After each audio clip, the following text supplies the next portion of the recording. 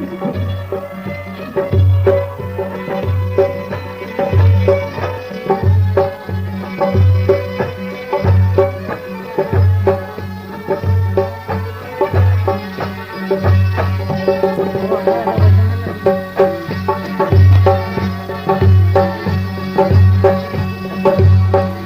yalan zalim ey kahva felek, kaygılamlar saldım başıma beni.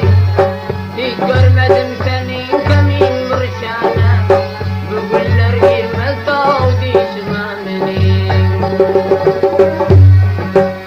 Bir yalan zalim ey kahva felek, kaygılamlar saldım başıma beni.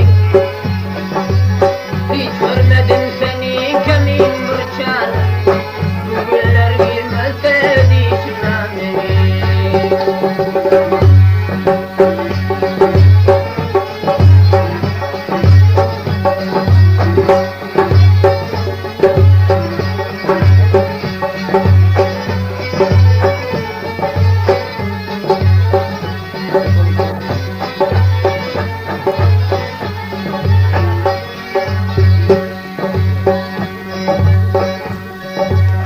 Hiçbir el vermedin bana zamana, bir gülüp bakmadın bana sana.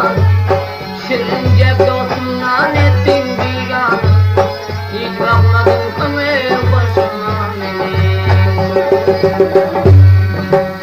Hiçbir el vermedin bana zamana, bir gülüp bakmadın bana sana.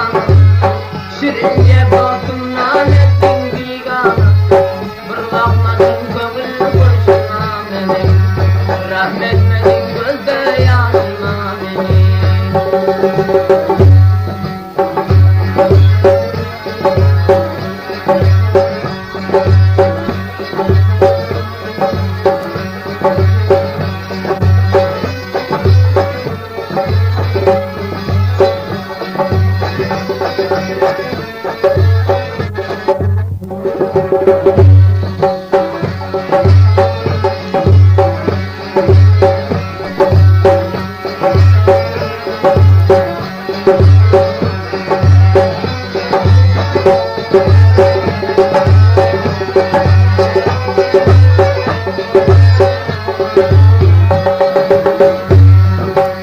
Yazın şiirleri canımdan doyup, yalancı dünyadan ötermen koyup.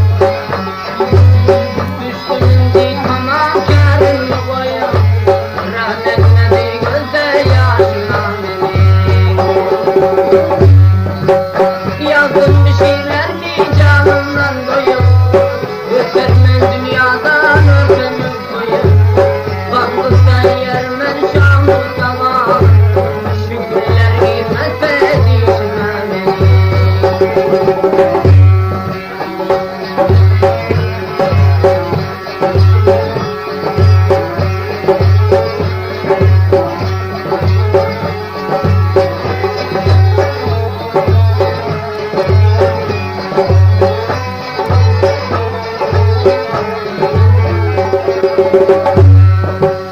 Hiç derman kapmadım ben bu derdime,